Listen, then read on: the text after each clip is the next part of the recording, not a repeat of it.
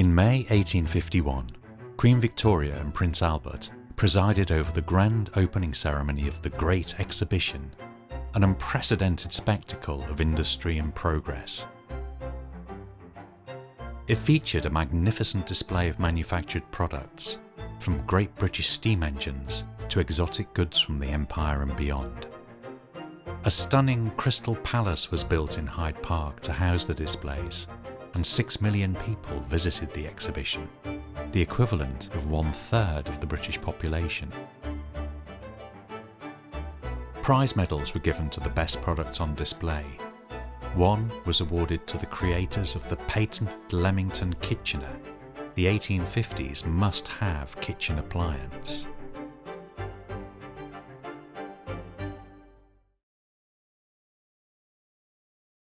The arrival of the canal in Leamington in 1800 was the catalyst to growth of small industry in the town.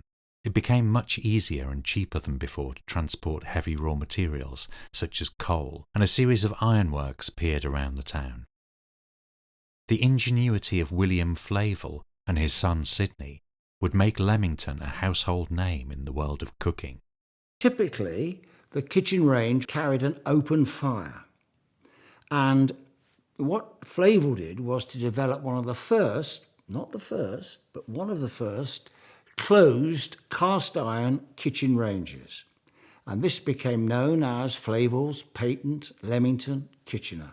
The name of the town, Leamington, became very much associated with this Kitchener, and although the use of a location attached to a product had been familiar in food items such as Banbury cakes or Melton Mowbray pork pie, to have a manufactured product like this named in association with the town was a pretty novel occurrence. The peculiar advantage which this range is stated to possess is great economy of fuel, it doing the work of 3 usual fires by one small one placed immediately in the centre, between 2 large ovens, each capable of holding a haunch of venison. Flavel became successful because he made a good product.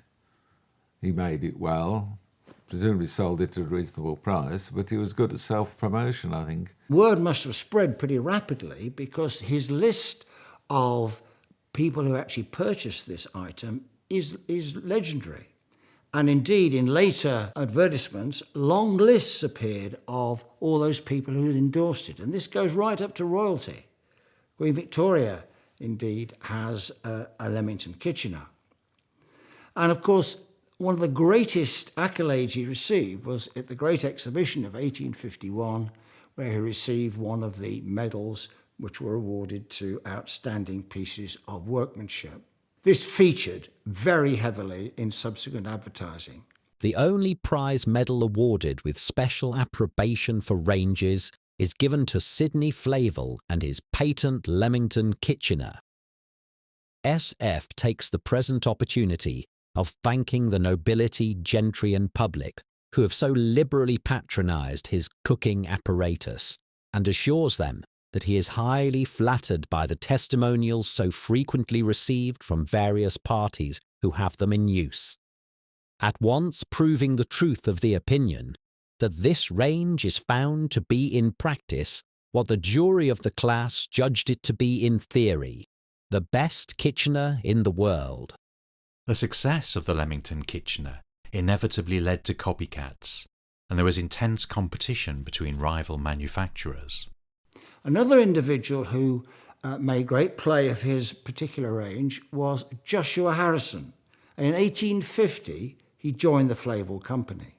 After a period of 2 years with the company, Flavel and Harrison fell out, and they fell out in a big way, to such an extent that a real public spat ensued where one criticised the other on a weekly basis. In today's social media, you're able to instantaneously react to what somebody's written about you. In those days, you had to wait for the Saturday edition of the Leamington Spa Courier to be able to vent your fury at the person who had upset you the previous week. Harrison marketed a range almost identical to Flavel's Patent Leamington Kitchener, and even claimed the credit for its Great Exhibition medal. The dispute ended in a landmark court case, presided over by Vice-Chancellor William Page Wood, an expert in trademark law. Although Harrison's copying tactics and techniques of marketing were using Flavel's skills, certainly, Flavel did not have a patent for the Flavel's patent Leamington Kitchener. He described Flavel's advertising as fraudulent misrepresentation, and as a result, he found for Harrison. But this was a hollow victory for Harrison.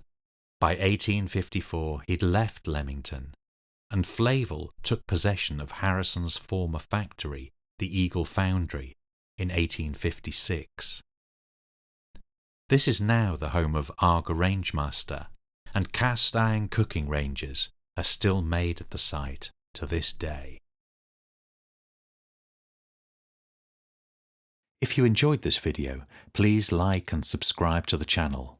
We're aiming to post new content about the history of Leamington weekly, so stay tuned and thank you for watching.